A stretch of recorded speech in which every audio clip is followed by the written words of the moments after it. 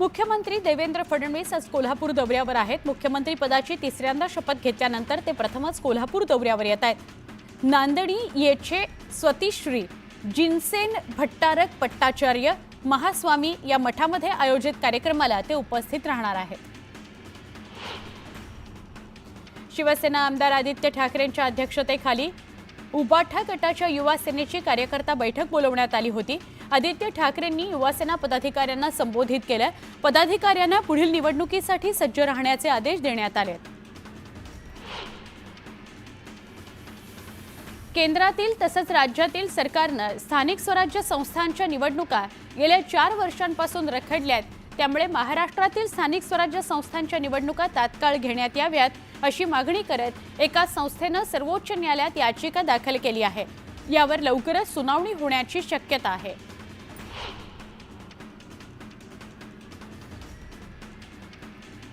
दादरच्या इंदू मिलमधील भारतरत्न डॉक्टर बाबासाहेब आंबेडकरांच्या स्मारकाचे काम डिसेंबर 2025 पर्यंत पूर्ण करण्याचे निर्देश मुख्यमंत्री देवेंद्र फडणवीसांनी दिले आहेत। त्यामुळे स्मारकाचे अर्धवट राहिलेले 50% काम 12 महिन्यांमध्ये पूर्ण करण्याचे आव्हान MMRDA समोर असणार आहे। अहिल्यानगर ते मनमाड महामार्गाचे काम 9 ते 8 वर्षांपासून अपूर्ण असल्याने प्रवाशांना अनेक अडचणींचा सामना करावा लागतोय। खासदार निलेश लंके यांनी 1 महिन्यात काम सुरू होईल आणि ते पूर्ण होईपर्यंत थांबणार नाही अशी ग्वाही दिली आहे। लाडक्या बहिणींना जेवढे पैसे द्यायचे होते तेवढे पैसे देण्यात आलेत। त्यामुळे काही महिलांचे रखडलेले पैसेही त्यांच्या खात्यात येतील आणि ही योजना बंद होणार नाही असा विश्वास राहुल नार्वेकर यांनी व्यक्त केला।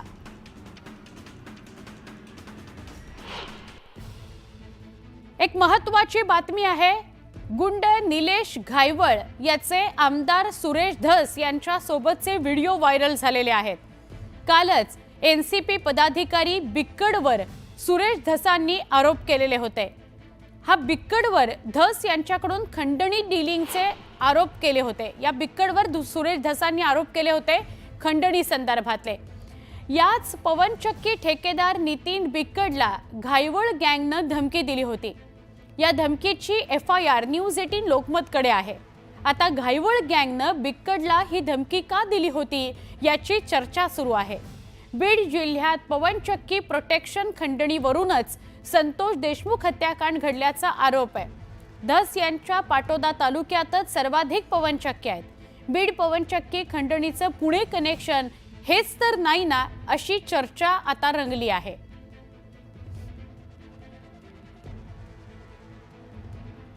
अजून एक महत्त्वाची बातमी, परभणीतील सोमनाथ सूर्यवंशीचा पोलीस कोठडीत मृत्यू झाला होता। तसंच संसदेत गृहमंत्री अमित शहा यांनी डॉक्टर बाबासाहेब आंबेडकर यांच्याबाबत वादग्रस्त विधान केलं होतं। या दोन्ही घटनांच्या निषेधार्थ आज बीड जिल्हाधिकारी कार्यालयावर संविधान बचाव जन आक्रोश मोर्चा काढण्यात येणार आहे। हा मोर्चा डॉक्टर बाबासाहेब आंबेडकर पुतळ्यापासून सुभाष रोड मार्गे अण्णाभाऊ साठे चौक छत्रपती शिवाजी महाराज पुतळा ते जिल्हाधिकारी कार्यालय असा जाणार आहे। या मोर्चामध्ये सर्व पक्षीय संघटना सहभागी होणार आहेत।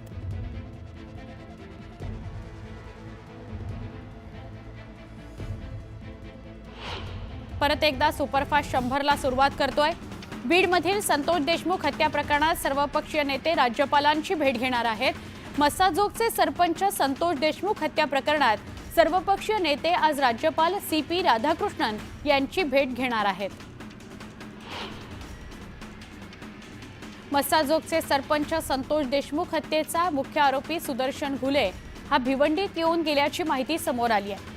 घुलेसह 3 जण आसरा मिळवण्याकरता 11 डिसेंबरला भिवंडीत आले होते, पण हत्या प्रकरणात वॉन्टेड असल्याचं समजल्यानंतर त्यांना आसरा देण्यास हॉटेल मालकाने नकार दिला। यानंतर घुलेने त्याच्या सहकार्यांसह तिथून पळ काढला।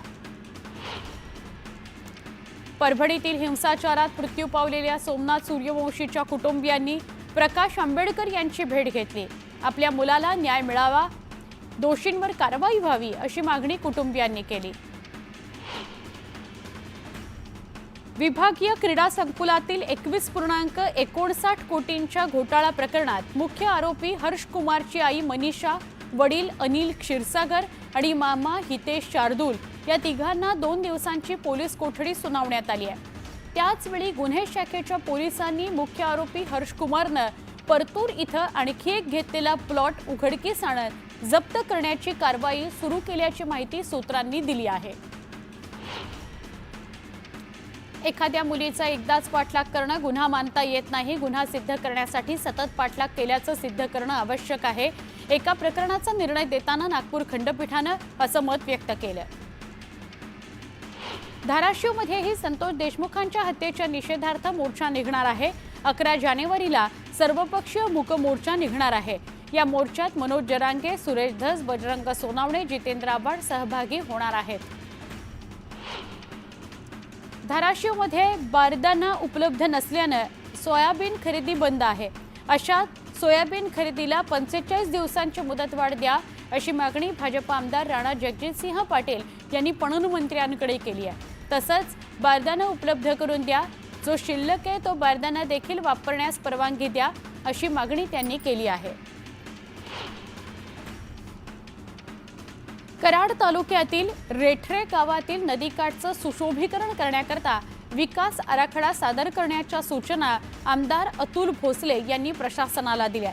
कृष्णा सहकारी साखर कारखान्याचे चेअरमन डॉक्टर सुरेश भोसले यांच्या समवेत आमदार भोसले यांनी रेठरे नदीकाठची पाहणी केली। तुळजाभवानीच्या दर्शन व्यवस्थेत अचानक बदल करण्यात आलाय। मंदिराच्या गाभाऱ्याचं काम सुरू आहे, त्यामुळे तुळजाभवानीचं दर्शन गाभाऱ्यातून बंद करण्यात आलंय।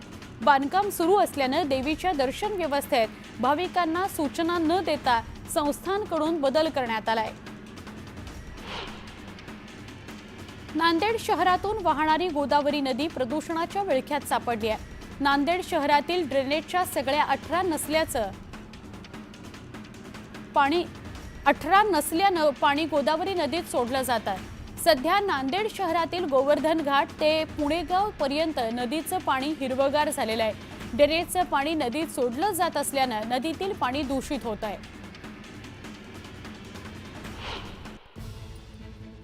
एक महत्त्वाची बातमी आहे। एकनाथ खडसे यांनी गिरीश महाजनांवर निशाणा साधलेला आहे। मंत्री गिरीश महाजन यांना जळीस्थळी, काष्टी पाषाणी, घरोदारी केवळ नाथाभाऊच दिसतात, त्यामुळे त्यांच्या वक्तव्यावर बोलणं मी टाळलं आहे। नाथाभाऊंवर बोललं म्हणजे प्रसिद्धी मिळते, म्हणून गिरीश महाजन माझ्यावर बोलतात असं एकनाथ खडसे यांनी म्हटलंय आणि गिरीश महाजनांवर शरसंधान साधलेलं आहे। गिरीश महाजन पागल झालेला आहे। त्याला वारंवार जळीस्थळी भाषाने घरीदारी नाथाभाऊच दिसतो, त्यामुळे शक्यतो आता मी गिरीश महाजनांच्या वक्तव्यावर बोलणं टाळलं जातं। काही वक्त करावे जे प्रसिद्धीसाठी केले जातात।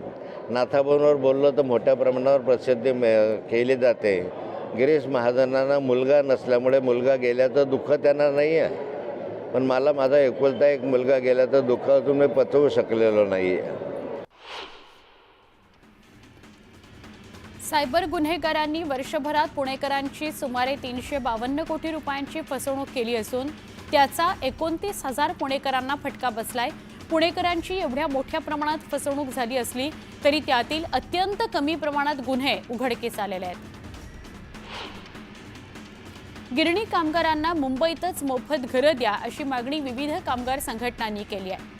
मुंबई सोडून ठाणे, रायगड या परजिल्ह्यामध्ये गिरणी कामगारांना घरं न परवडणारी आहेत, त्यामुळे ती घरं नकोच असं कामगार संघटनांचं म्हणणं आहे। दिवेघाट ते लोणंद आणि पाटस ते पंढरपूर या दोन्ही पालखी महामार्गांचं काम मार्च महिन्यापर्यंत पूर्ण करा अशा सूचना केंद्रीय रस्ते वाहतूक मंत्री नितीन गडकरी यांनी केल्या आहेत।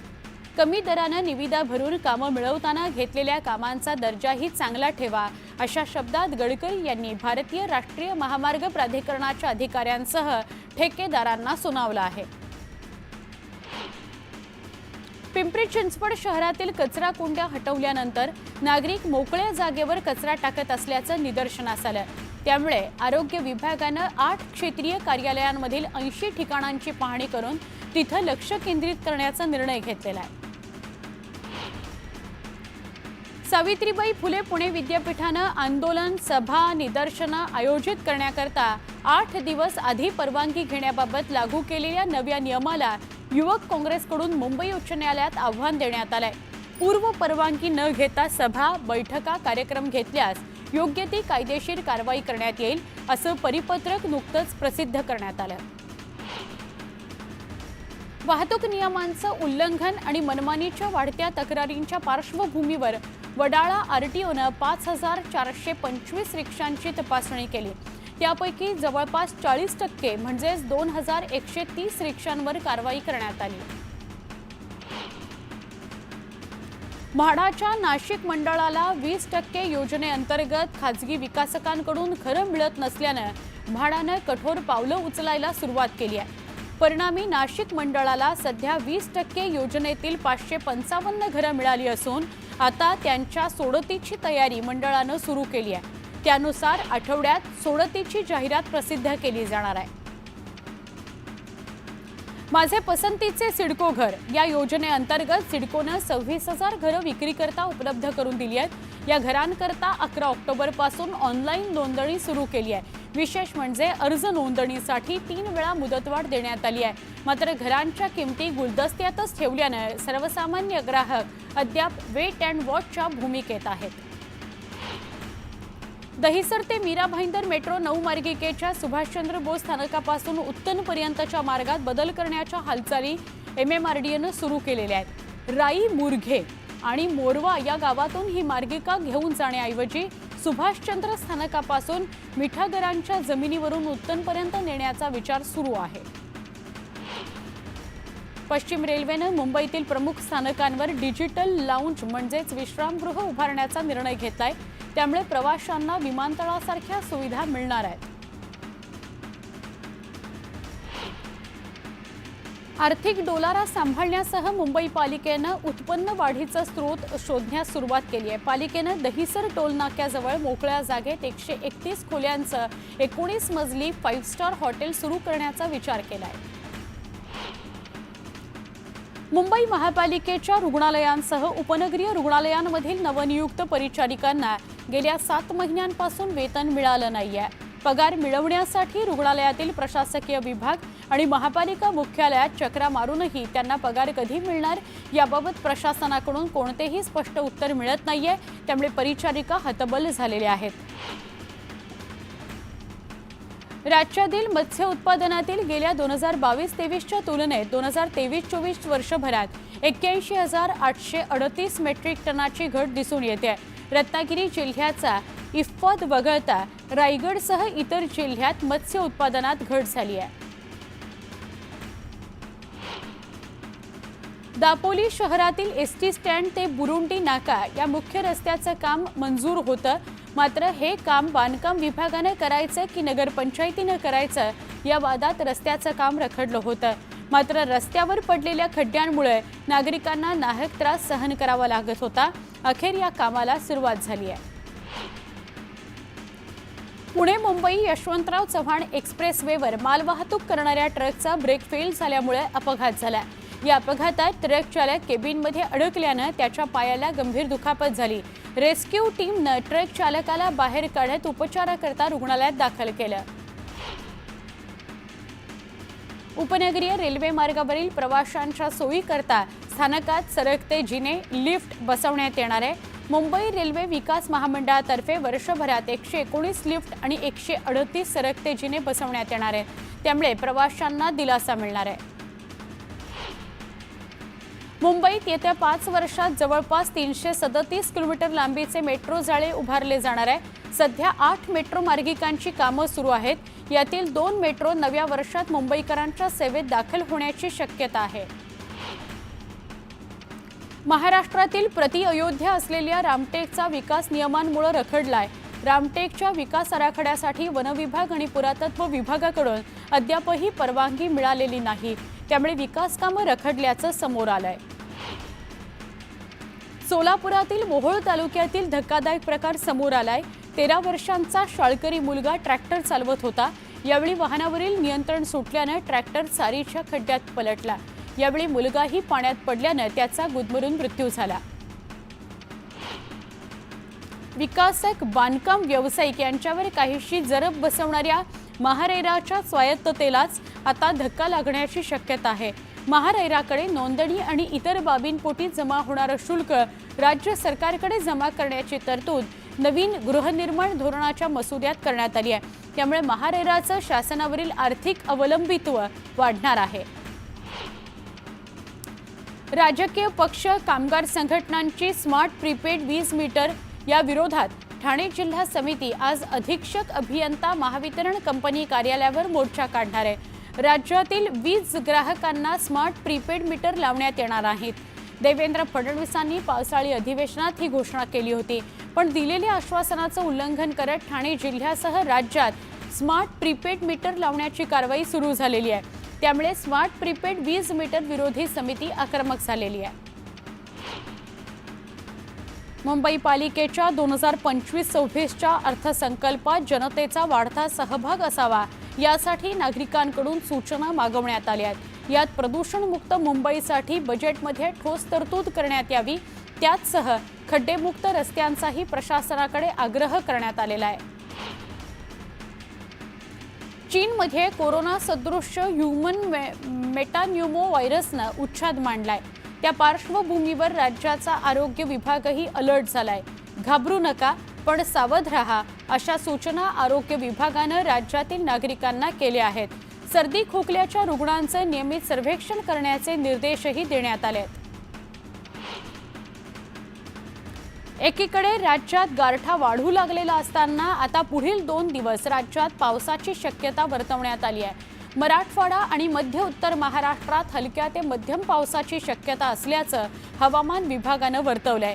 आता पुन्हा नागरिकांना गारठ्यासह हलक्या पावसाच्या सरीही गारठणार आहेत।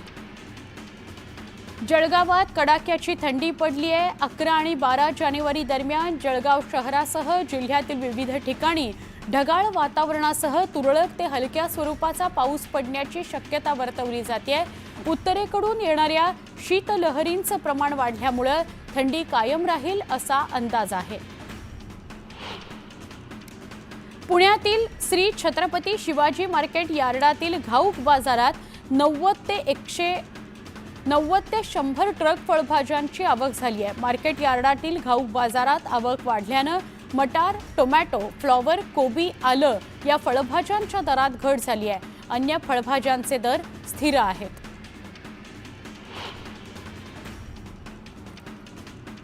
कोकणातील आंब्यानं मुंबईत लवकरच एंट्री केली आहे। कोकणातून रवाना केलेली केशर आंब्याची पहिली पेटी वाशी मार्केटमध्ये दाखल झाली। पेटीची रीतसर पूजा करून यंदाच्या हंगामाचा मुहूर्त काढण्यात आला।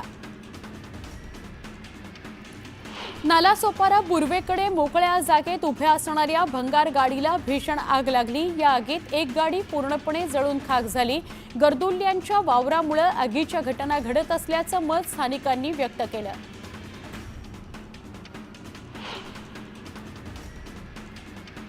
जळगावमध्ये स्वर्गीय वसंतराव चांदोरकर स्मृती प्रतिष्ठानच्या वतीनं 23व्या बालगंधर्व महोत्सवाचं आयोजन करण्यात आलं होतं। 3 दिवसाच्या या महोत्सवात जळगाववासियांनी शास्त्रीय संगीताची मेजवानी अनुभवायला सुरुवात केली। या महोत्सवाचा समारोप शास्त्रीय संगीताच्या जुगलबंदीनं झालाय। नांदेड जिल्ह्यातील माळेगाव इथल्या खंडोबा यात्रेच्या शेवटच्या दिवशी कुस्त्यांची दंगल रंगली। या यात्रेत आयोजित कुस्ती स्पर्धेत मराठवाड्यातील वेगवेगळ्या ठिकाणांहून नामवंत पैलवानांनी सामन्यात सहभाग घेतला होता। कुस्तीच्या दंगलीतील मानाची पहिली कुस्ती लोहा इथल्या पैलवान दीप कागनं जिंकलेली आहे।